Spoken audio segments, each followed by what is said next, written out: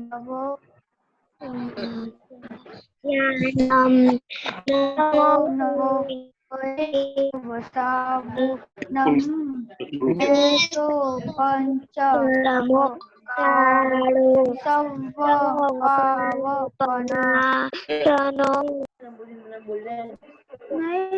So, a warm welcome to everyone. Jai Jinendra. Jai Jinendra, kindly mute your mics. I can see our chairman with us, Dr. S.K. Jain. Yes, I'm there. Jai Jinendra, sir. Jai Janandar. We have a very special guest from all the way from United Kingdom. He's a master storyteller. He's a radio presenter. It's called Talking Stories. And he's been on it for the last 4 decades. And Tony has been very kind to tell some wonderful stories to our children. So, sir, Jain sir, just welcome him and then Tony will take over. Tony Cranston, and plus he's done a special course on Tai Chi. He's going to tell some stories that's going to make us relaxed. Sir, a word from you, sir. Jain sir. Hello. Jain sir, आप उनको welcome कर दीजिए. Then he will start. I welcome Mr. Tony Kent and let me start. I will speak at the Okay, end. yes, sir. Tony, over to you. We're all ready. You'll have to unmute yourself, Tony. Tony, over to you. Yeah. Unmute yourself.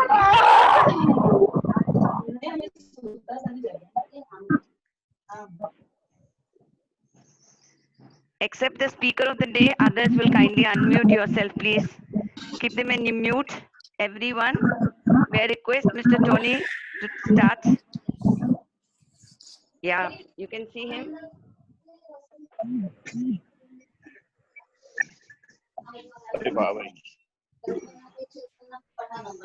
Ma'am, he's still muted. Sorry? He's still muted. He is not unmuted. He's not. Okay, I'll send him a message. He's still muted? Yes, ma'am. Yes, ma'am. One. Yeah. Tony, we are ready for you, please.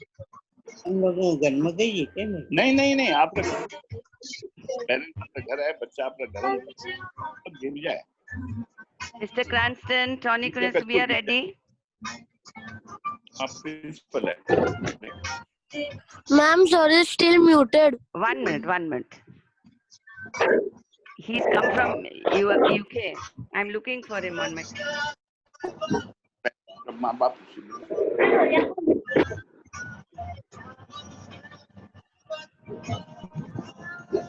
Yeah, he's getting ready now.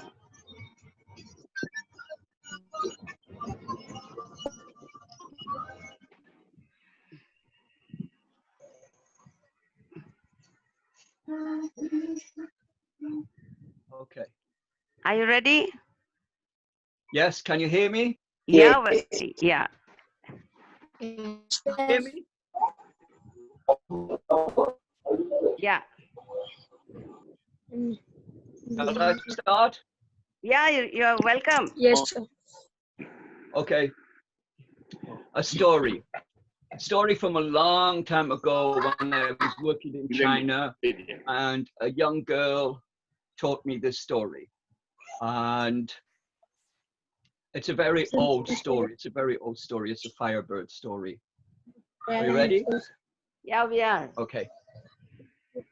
Others, please Good. mute yourself. Yeah. Okay. So a story to begin with. Greetings, everybody, and namaste. It's good to see you all. This is a story I learned from China many, many years ago. Back in about 1993, when I was first in Beijing in China at the Children's Palace. I met a young girl there called Su Jie. She was about 8 years old, and she could speak fluent English, fluent French, fluent Japanese. She was an actress. She was on the radio. She was learning martial arts and all the ologies you could think of. She was a clever girl, and I taught her how to drink coffee. I've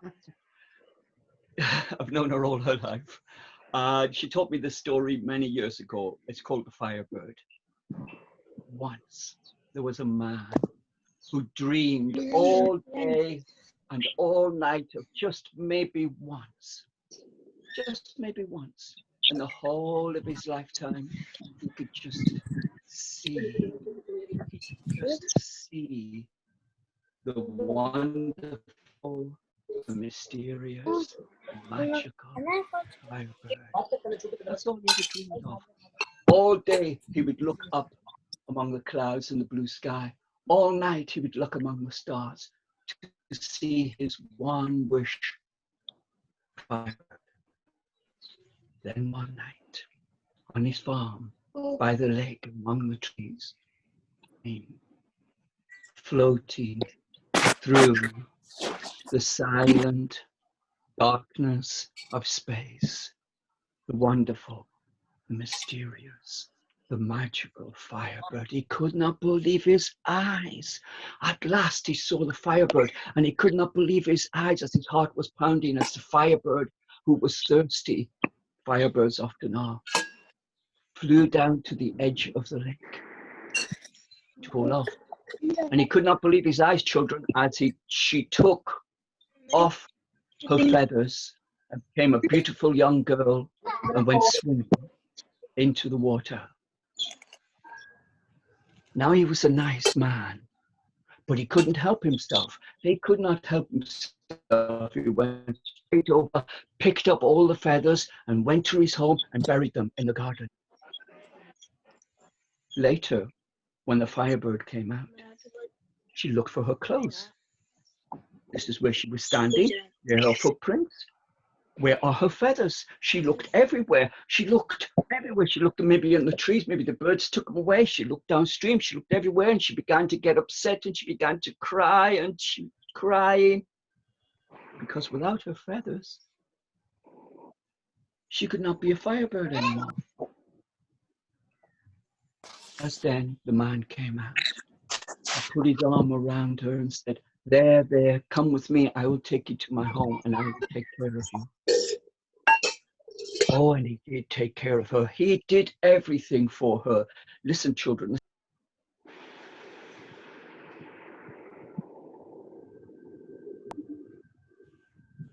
Could you hear that story? Yeah. Okay. He did everything for her. He combed her hair, made her put her feet up, let her watch television, and he washed the dishes, he made the breakfast, he made the beds, he cleaned the house, he took her for nice long walks on his farm and on the land and round by the lake and through the trees. He did everything for her. And you know, after living with him for a while, she began to like him. And after a while, she began to like him a little bit more. And after a while, she fell in love with him. And soon they were married. And a year later, they had a beautiful little boy. Oh, he was gorgeous. He was the apple of his mother's eye. She loved him. He had dark hair and dark eyes. He was so handsome, so beautiful little boy. And the years rolled by. She quite forgot that she was a firebird. One day, the young boy, being about 7, 8 years old, decided to take his little bucket and a plastic shovel and go outside to dig for treasure, somewhere where the pirates might have crossed his lake and come to bury the treasure. Arr. He looked everywhere. He dug over here, he dug behind here, he dug everywhere possible.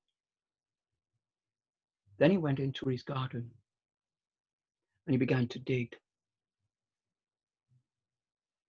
And there was something golden, shiny, wonderful. He moved the soil away with his hands. He loved it. Wow, it was a cloak of golden feathers. He went straight to his mummy and said, Mummy, Mummy, Mummy, look what I've got.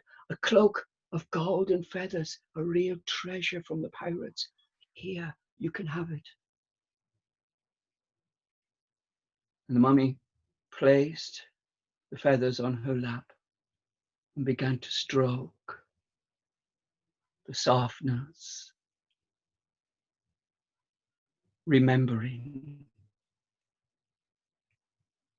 that she was really a firebird. But what could she do now? What could she do? Should she remain human? Should she be a firebird? What could she do? She loved her husband. She adored her child. How could she ever leave her husband? How could she ever leave her child? But she was a firebird. She thought and she thought and she thought. And then at last, she put on a cloak of feathers and became a firebird once more. But before she left, she gave her son 3 golden feathers, 1 for good luck, 1 for happiness, and 1 for love. And she flew away, never to be seen again. The end.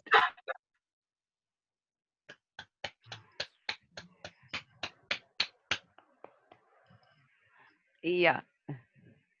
Did you like the story? Yes, sir. Good. Did you hear all the story? Yes, sir. You did? Oh, that's good. Now, that is a Russian story, the firebird, but I learned it from a Chinese Mongolian girl in Beijing in China. And I'm telling it from London to you guys in India. So Oh. that's a really, truly international, fabulous story. And that's what stories do. They travel around the world. They travel around the world. But the ending, did you like the ending? Did you like the ending? Yes, sir. You did. The ending, was it a happy ending or a sad ending?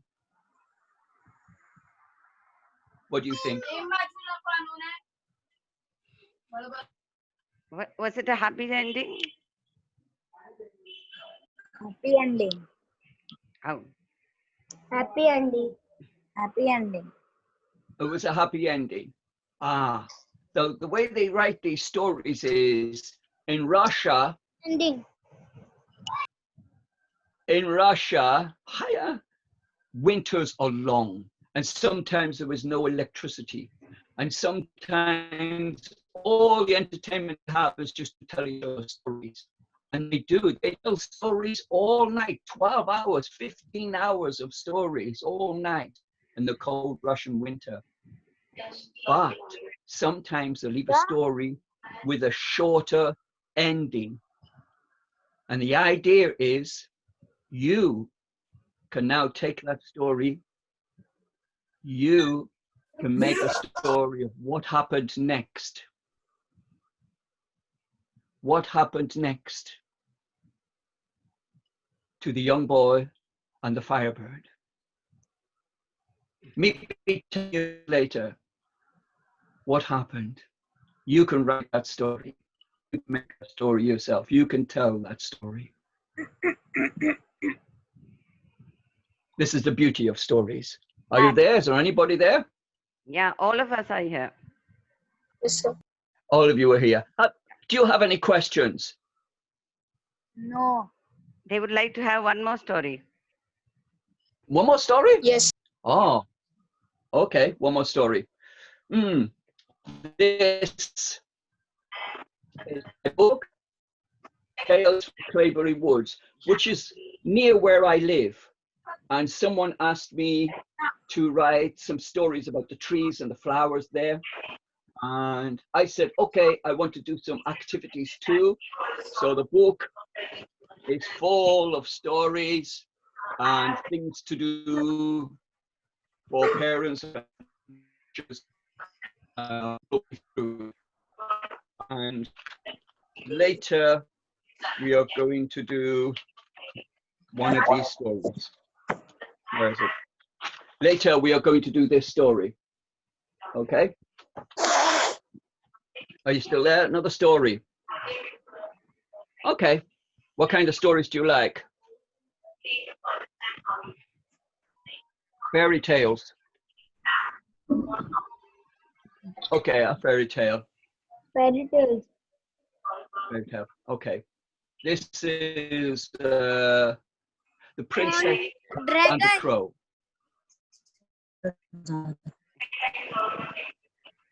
Somebody wants a story on dragon. Dragons. Oh, okay. This is.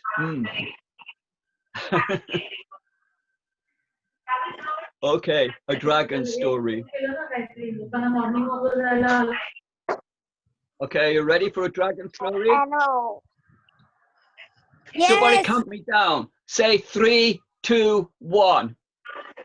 Yes, sir. 3, 2, 1. Good. Once long ago, 1 go. there's a delay. Okay. Okay. A dragon story from China. 3, 2, 1. Once long ago, there was a young girl called Mei Mei. Can you say Mei Mei? Amy. Mei Mei. Mei Mei means pretty. Yes. Mei means pretty, but everybody called this little girl Mei Mei. Yeah, Mei Mei, because she was 2 times pretty. She was twice pretty. She was pretty on the outside, but she was more pretty on the inside. She had a good heart. She had a good heart. She lived with her granddad, who was called Lao Nan. Can you say Lao Nan? Lao Nan. Lao means old, and Nan means man. So Lao Nan means old man. Good name for a granddad. Good name for a granddad. They lived in a little village in old China. Now Lao Nan was very good at sewing and embroidery. He could make all kinds of costumes, and he would decorate them with dragons and phoenixes and flowers and lucky symbols and writing. He was very good, and he made costumes and clothes for all the people. This night, he'd been awake all night sewing and making a costume of the goddess Guan Yin. You might know the goddess Guan Yin as Avalokitesvara, Avalokita. And he made this costume for a little girl who was to have a birthday party in the village nearby. And he went to Lao Nan, he went to Mei Mei and said, Mei Mei, can you take this costume to the girl in the next village? So he wrapped it up in brown paper, tied it with string, and off she went. She went out of the village, she went down the pathway, she went through the forest. But as she was going through the forest, she heard this loud noise, some banging, some people shouting and laughing. She bang, bang, bang. Wow, ow, please don't hurt me, please don't hurt me, I haven't hurt her. Ho, ho, ho, ho, bang, bang, bang, and they were hitting him. And she was quite scared. Being a clever girl though, she went to a good school, she was very clever. She decided to hide behind the trees. And she looked out.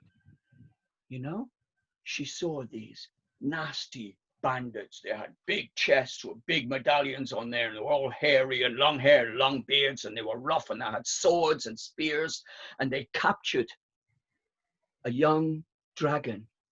They had it all tied up on the ground, and they were beating it with sticks and just laughing, and the dragon was pleading, please, I haven't hurt anyone, I don't hurt anybody, please let me go. But they were just laughing. Mei Mei felt so sorry, so sorry. But what could she do?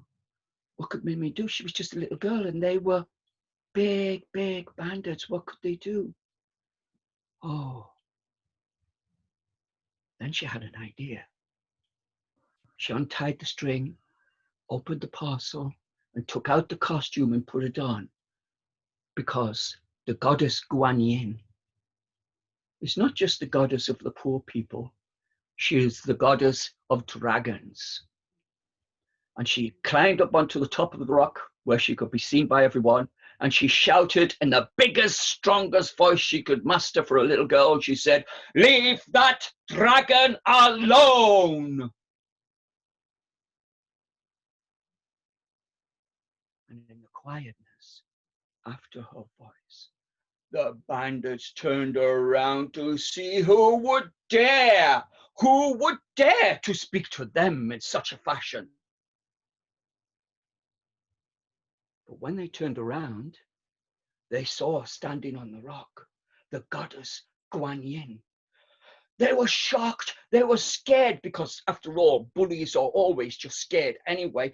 And they were scared as, oh God, lads, it's the goddess Guan Yin. Let's run quickly. And they all ran away. Quickly. Mei Mei got down from the rock, untied the dragon. And that dragon was so thankful. And he said, "Mei Mei, I know who you are. I know you live with your granddad, Lao Nan. And I know why everyone calls you Mei Mei, because you have a good heart. And because you have a good heart, I am going to give you 3 wishes. What would you wish for?" Well, Mei Mei didn't have time to think much, really. She said, "Oh, I want lots and lots of money for me and my granddad, Lao Nan, to have and spend." Before she could say anything, there was lots and lots of money all around her. And then she said, "I want lots of jewels, rings, bracelets, necklaces, gold, diamonds, a big crown." And as she finished saying, there they all were, a crown on her head. Then she said, "For my 3rd wish, I want a big house at the end of the village for myself and Lao Nan to live in." And when she got home, there was the house and Lao Nan standing at the doorway. Wow, their life was beautiful after that, no worries. Until one day, people in the village began to get the sniffles. They began to feel cold and shivery. They went to bed to try to get warm and get well. But when they went to bed, they never got up again, and they died. All over the village, people started to get sniffles and started to get cold and go to bed. Uncles, aunties, grandmas, granddads, mummies, daddies, baby brothers, sisters, uncles, everyone went to bed one by one, and one by one, they all died. A plague had come to the village. Mei Mei, as good as she was, spent all her money to bring doctors from far and wide, but they couldn't find anything to cure it. She sold her crown and all her jewels and everything that she had to bring more doctors from even further away. But they couldn't do anything. She at last sold the house for what she could, and she spent the last of the money to try to get doctors, but they couldn't do anything. Then one day, Lao Nan, Mei Mei's granddad, got the sniffles, and he began to feel a bit cold and shivery and get warm and comfortable. And Mei Mei thought, "Oh no, not Lao Nan, not Lao Nan, not Lao Nan. What am I going to do? What am I going to do? Not Lao Nan. Oh no, no, no. I've only had my 3 wishes. I've only had my 3 wishes again." High among the clouds, a young dragon heard her wishes. And he appeared in front of her, bigger than before, and he said, Lao Nan, Mei Mei, rather. He said, Mei Mei, I know you're a good girl. I'm going to give you 3 wishes again. What would you wish for this time? And Mei Mei knew that money and jewels and big houses meant nothing. So she said, I wish this plague would go away and would never come back again, and no one would die anymore. And the plague was gone, and it never returned. For my second wish, she said, is it possible that all the people who died could be back alive again? And the dragon pointed his claw over towards the forest.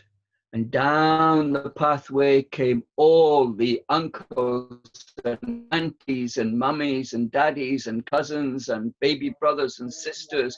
All who had died had all come back again, and were all hugging and kissing each other and crying with happiness. And it was wonderful. But she still had a third wish. She knew money was no good, or houses or jewels. She didn't know what to wish for. So she thought, and she thought, and she thought. Then she said, I know. I wish you, the dragon, can have my wish. Well, the dragon had never had a wish before. He'd always given them to someone else, but they never give him one back. He didn't know what to wish for. He thought, and he thought, and he thought, and he thought, and then he thought, I know. I wish that from now on, all us young dragons can disguise ourselves as little boys and little girls, so that no one would ever recognize us, capture us, and beat us again. And that, everyone, children, mummy, daddies, teachers, Banya, say hello to Banya. Say hello to Savi too. That is why no one ever sees a dragon to this day, because they're all disguised as little boys, little girls, just like you. The end.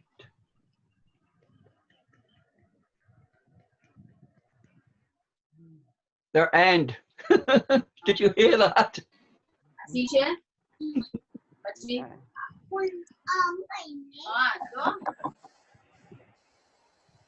Maybe one of you is a little dragon, we don't know.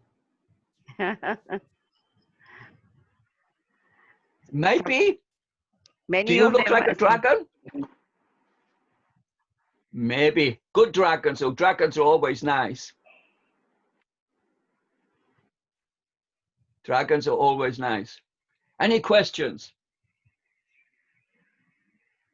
Are you going to be a storyteller too?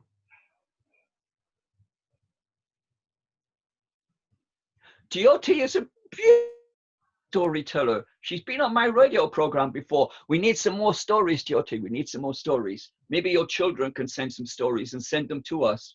Okay, I'll do that. Just record them and send them in. Yeah, we'll do that. They Oh, want, please they do. want a horror story if you have time. Yes, sir. Horror story. Yeah. Yes, sir. Oh. Beautiful story, sir. They want a You horror want a story. horror story? Really? I took a question first, though. If I tell you a horror story, it is a true horror story. But of course, storytellers would just say that, wouldn't they? Yes, I want to hear.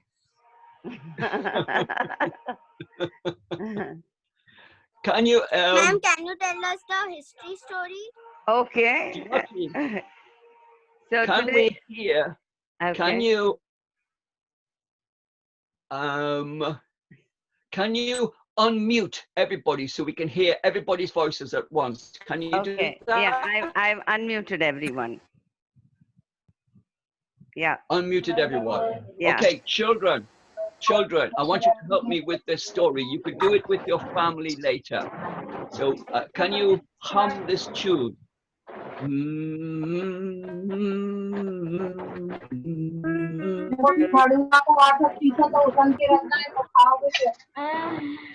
You do that tune?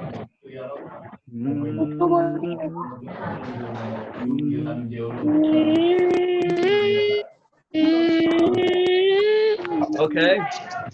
I don't know if there's a time delay. Ready? Here Yeah. we go. You keep humming the tune all the time, but when you say it like this, you go.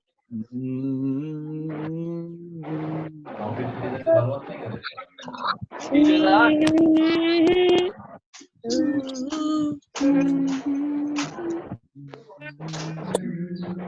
Okay.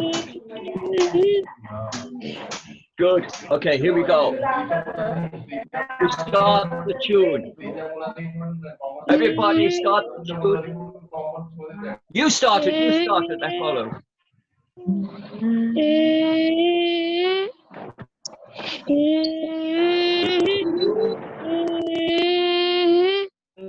Woman stood by the churchyard late.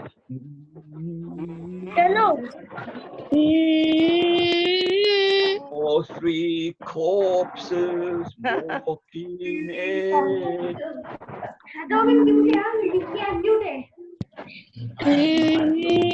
Oh, very tall and very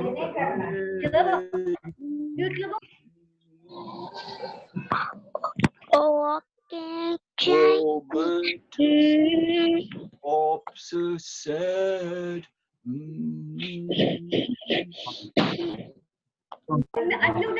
Shall I be like you when I'm dead? I will like you when are you Dead.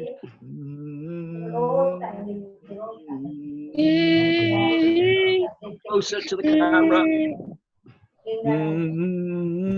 Corpses to the woman said. Crocodile? Yeah!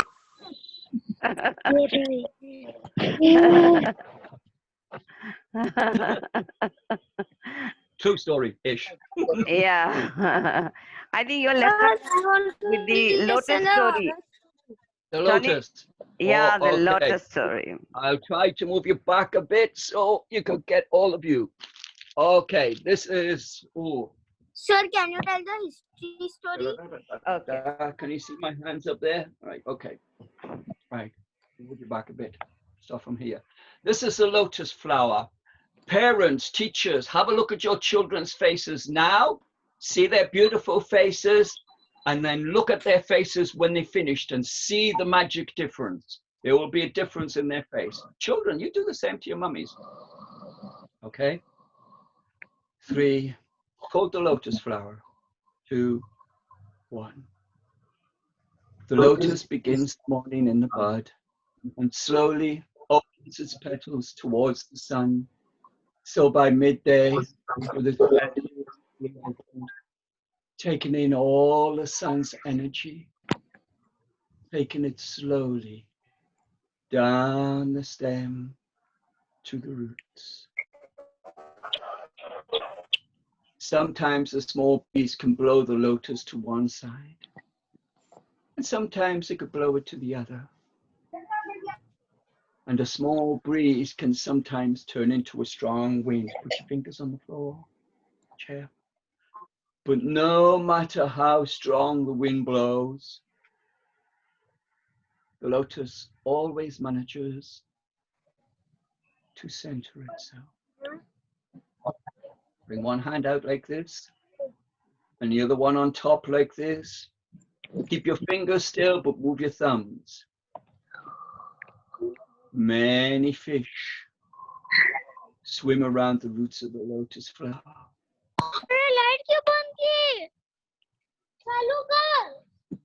Cross your fingers like this. And insects fly around. They hover overhead. And look down, cross your wrists on the lotus petals. Finger and thumbs. Many birds.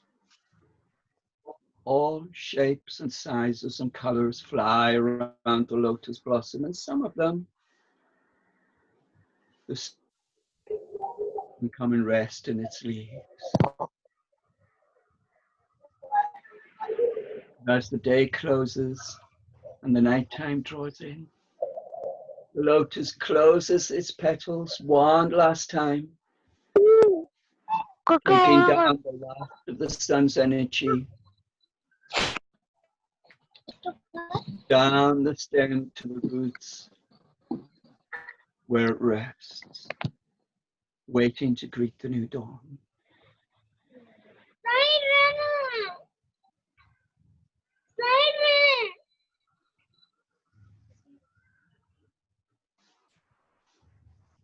Have a look at your children's faces.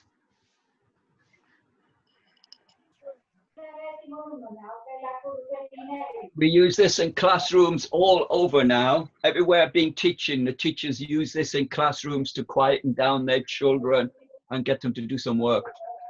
Yeah. And I've done this particular movement, mime, around the world. Are we going to do some mimes? Can you still hear me? Can I bring you back up a bit closer? Yeah. Good. Yeah. You can still hear me. Yeah. Good. How are we Kids? doing for time? Yeah. We are doing fine. Would you like to hear one more Okay. story, kids? Sir, yes. Really? I want to hear the history story. Okay. Really? What kind of story can I tell you now? Or How long have we got to tell? We've got another 20 minutes. Really? Yeah. Oh, cool. Okay, 20-minute story.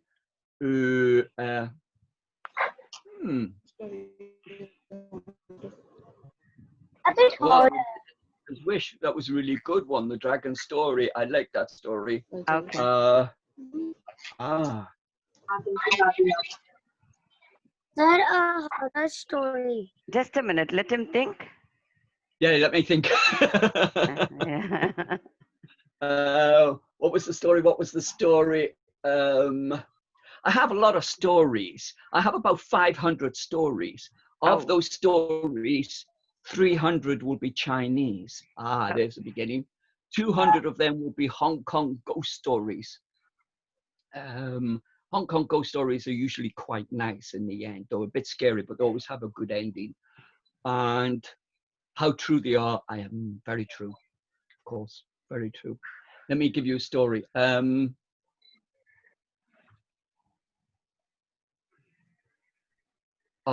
This is a story from Hangzhou in China, which is a Shanghai, 2-hour journey from Shanghai.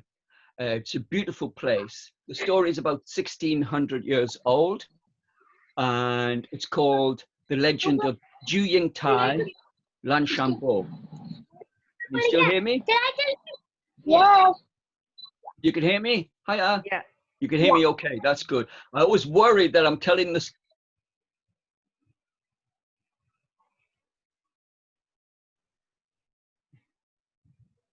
Sir, we cannot hear you. You cannot hear it. Yes, sir. Can you hear him now? Let me see, I've got on mute now, is that okay? Yeah. Can you hear me? Yes. Hi. Yes. Thumbs up if you can hear me. Yes, sir. Thank Yes, you, sir. thank you. Okay. This is a story from old China. It's 1,600 years old. It's from a place called the West Lake, Hangzhou in China.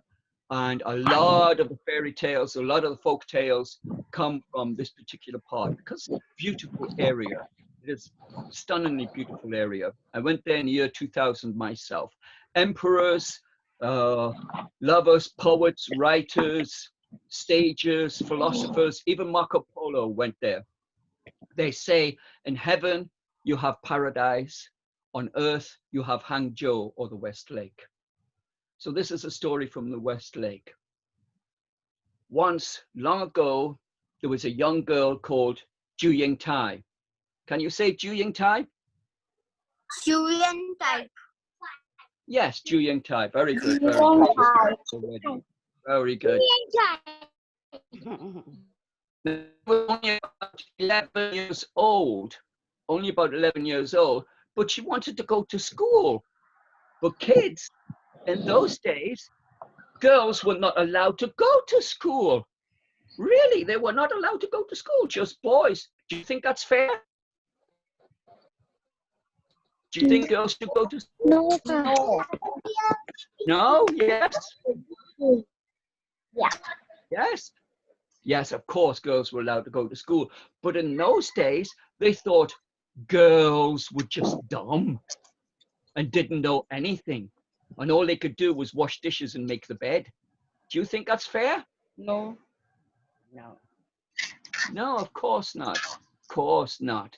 Ju Ying Tai wanted to go to school. She tried everything. Mommy, I want to go to school. Daddy, Daddy, I want to go to school. No, you cannot go to school. Girls do not go to school. Why should you? It's against the law anyway. You can't go to school. I want to go to school. Ah. Didn't work. I'm going to hold my breath. I'll go blue in the face. I will faint. Didn't work. Didn't work. She said, Mommy, Mommy, Mommy, Mommy, Daddy's just said I could go to school. It's up to you. I could go to school. Don't you tell me anything like that. I am your mummy. I know when you tell lies before you even tell your lie. I know it's because I'm your mummy. I'm mystical. I know everything. That didn't. Then she had an idea. Listen carefully. She had an idea. She told her mummy and daddy that she was going to go on hunger strike and not eat, not drink anything until she was allowed to go to school. Secretly, she had her servant go all the way around the back of the house from the kitchen to bring her lots of food and things to drink. So she was never hungry. She wasn't really on hunger strike. She was just pretending. So it's not a good thing to do. Oh, every day she was getting a bit more and more. Mommy, I feel like I'm going to faint. I feel like I'm going to faint. Oh, I wish I could go to school. You can't go to school. One day, the servant came out and said, Master, mistress, master. Oh, I'm afraid your daughter is very, very ill. Ju Ying Tai, she's very ill. I think she will die. You better go and get the new doctor. I hear there's a new doctor from the city. He is supposed to be very good, the best. Bring him in, bring him. And they sent the servant to collect him. This was the plan. Don't tell anyone. This was the plan. Ju Ying Tai was going to dress up as a boy, as a man. She put on a false mustache. She wore a man's hat. She wore men's clothing and she carried a man's fan. And she was pretending to be the new doctor. This was her plan. So Ju Ying Tai, pretending to be the doctor, arrived. And he said, I want to see the patient. Huan Yan, Doctor, Huan Yan, come in, Daifu, come in, Daifu. No, I want to see her by myself. See her any other way. So he went into the room, pretended to be there for a while, and then came back out. Serious. Very serious. He waved his fan. He said, oh, master, mistress, I'm afraid your daughter, Ju Ying Tai, is going to die. She is very ill. Unless, of course, the only cure is for her to go to school. Parents said she can't go to school. Girls are not allowed to go to school. It's against the law. How could girls go to school? Well, I'm afraid there's nothing we could do about it. But if I could prove to you that your daughter could maybe dress as a boy and go to school and no one would recognize her and she would be well again. How can she dress as a boy? She's a girl, for goodness sake. She's a girl. How can she? Everybody would know she was a girl. We would recognize her as a girl straight away. So during time, as the doctor said, if I could prove to you that your daughter, Ju Ying Tai, could dress as a boy, and you, her parents, would not even recognize her, would you let her go to school? Ha, of course we would let her go to school if we couldn't recognize her, but that's impossible because we would recognize her straight away. And she said, Mommy, Daddy, look. And she took off her mustache and she took off her hat and she took off her man's coat and she said, look, it's me, Ju Ying Tai, and you didn't recognize me as a boy, so I can go to school. Yeah! So they had to let her go to school, dressed as a boy with her servant. Now that school was a long way away. You didn't go to school in the morning and come home in the afternoon. You were there for years till you come back home. So off she went with her servant. And on the way, she met a boy also going to the school. And his name was Lan Shambo. Can you say Lan Shambo? Can you say Lan Shambo? Lan Shambo. Yes, that was his name. You could speak Chinese too. Lan Shambo, all of you. Good. Yeah, let me see your faces. That's good. Lan Shambo. Hey, you're good. You're all speaking Chinese. Well done. Well done. But the moment she saw Lan Shambo, her heart went boom, and she fell at that moment madly and passionately in love with him. She said, brother. Yeah, she said, brother, are you going to the school? And he said, yes, let's go together. So they went to the school, arrived together, and because they arrived together,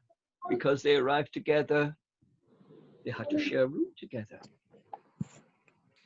Now, children, for 3 years, she was in that school. 3 years, she tried to tell him she was a girl. But she couldn't really tell him because if they find out, she'd be sent away and her mommy and daddy would be in trouble. Oh, so she tried every way possible. Sometimes, kids, she would come out of the shower with a towel around her like this, and she would go, and she would slink into this. But did Lan Shambo ever notice? No. No, because he was a bookworm. Do you know what a bookworm is? Do you know what a bookworm is? A bookworm is somebody who likes books and always has his face in the book. And Lan Shambo was a real bookworm. He would cross the street reading a book. He would go to bed reading a book. He would wake up in the morning, he'd read a book. He'd have his lunch and he would read a book all the time. One day, she got a letter from her parents in Hangzhou and she had to go back home. After 3 years of trying to tell him, this was it. How was she going to do it? She still had no idea. Then she said to her friend, brother, will you walk with me for a while? Send me off on my journey back home. Yes, of course I will. So they set off together and she walked as girly as she could. And he walked in the book, of course, because he was a bookworm. And she was thinking, then she had an idea.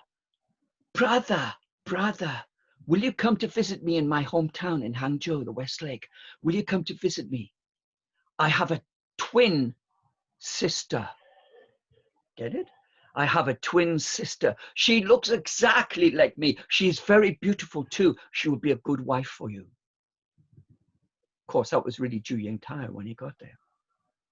So, will you come to visit me in the summer? Yes, of course, he said. And a promise was a promise. So he went to visit. But nearly there, he stopped at an inn for some tea. He sat down, ready to drink some tea, when an elderly lady came in. And being a gentleman, he stood up and said, come and join me, come and join me. Yum cha, yum cha. And he ordered tea. She drank the tea and he talked for a while. And then she said, brother, what is your name? He said, Lan Shambo. Lan Shambo, said the old woman. Do you know someone called Zhu Yingtai? Yes, I know her. I know her. He's been to school with me all of this time. I'm going to visit him. Apparently, he's got a good twin sister who's so beautiful. She might be a good wife for me. Ah, said the old woman. Ha! I have something to tell you. Zhu Yingtai was not a boy. Zhu Yingtai was a girl dressed up as a boy. Well, he was so happy because he really liked her. He really liked her. And he said, oh, I must leave. I must leave now. Forgive me. I must leave. I'm in a hurry to get there. She said, oh, wait. I have something to tell you. And her face looked more serious. And she said, that letter, and Zhu Yingtai had to, Lan Shambo, Zhu Yingtai had to go back home because there was an old man, very powerful, very rich, with lots of soldiers, and her parents owed him money. And if they did not pay him back, they would go to jail. And jail in those days meant you would never get back out again. They did not feed you. They did not give you any water or anything. So Zhu Yingtai could do nothing but marry this old man, because that's all he wanted. He just wanted to marry her. He didn't want the money. He just wanted her. Now, when Lan Shambo found out about this, he went to the old man and said, hey, sir, why would you want to marry? Look at your age. You're so old and she is so young. She's just a young girl. Why would you want to marry her for? How could you? How much money does she owe you? I will pay you. I am wealthy. I will pay you 10 times as much, 100 times as much. But no matter how he pleaded, how much he tried, the old man would have nothing of it because he just wanted Zhu Yingtai. Days and weeks went by. He could not do anything. Then one day, he sailed across the West Lake. And Lan Shambo stepped ashore. And the moment he stepped ashore, his heart gave out and he died and was buried by the lake shore. Zhu Yingtai did not know anything about this. And on the day she was getting married, there were over 300 guests sailing on little boats across the lake. There were people banging and clapping and playing music and blowing horns and banging gongs. And there was others lighting fireworks, and there was lots of cheers and singing. And she was dressed in red, a wedding gown. And there was fireworks going, and there was soldiers and villagers. But the sea, not the sea, the lake got a bit misty. And soon it was beginning to get windy. And soon a storm happened on the lake. And they had to go to the shore for safety. Just happened to be the very place where Lan Shambo died and was buried. And when Ju Ying Tai stepped ashore and she saw the grave in front of her, she ran up in tears to the grave, jumped onto the grave and pleaded to God to open the grave and let her join Lanchambeau. 300 guests saw the lightning crash across the sky, hit the grave, and the grave opened up, and Ju Ying Tai was swallowed inside the grave. Oh my God. 300 guests saw this,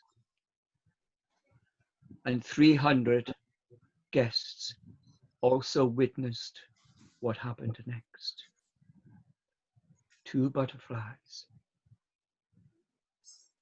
came out of the grave, flew to the shoulders of a mummy and daddy, and flew away. And everyone knows that they were the souls of Ju Ying Tai and Lanchambeau, born again to be together forever. The end.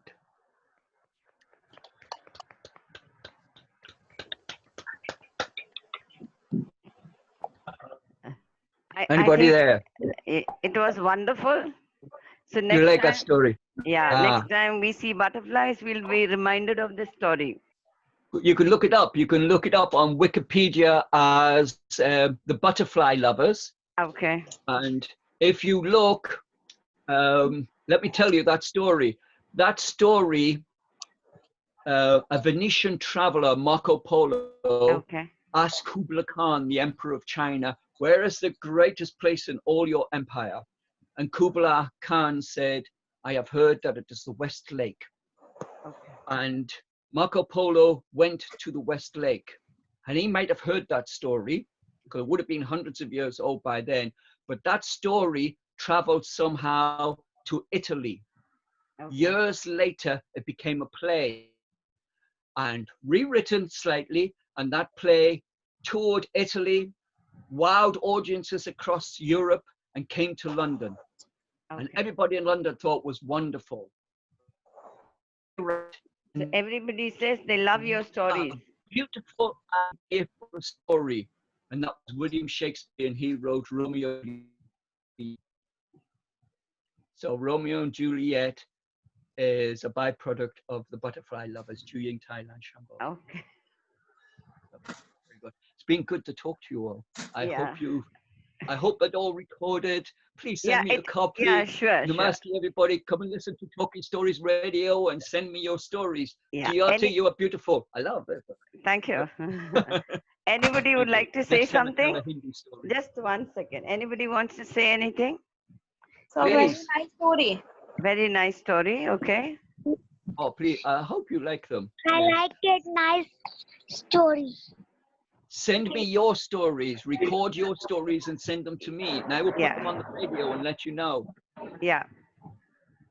Then So you can thank- tell everybody you've been on the radio in London and heard all over the world. Yeah. Thanks a lot, Tony. It's good that we had you here. Welcome. So we shall be sending you more stories. Thanks a lot and namaste from Okay. India. Shanti, thank you. Till we Namaste. meet again. God bless. We'll Thanks meet a lot. again.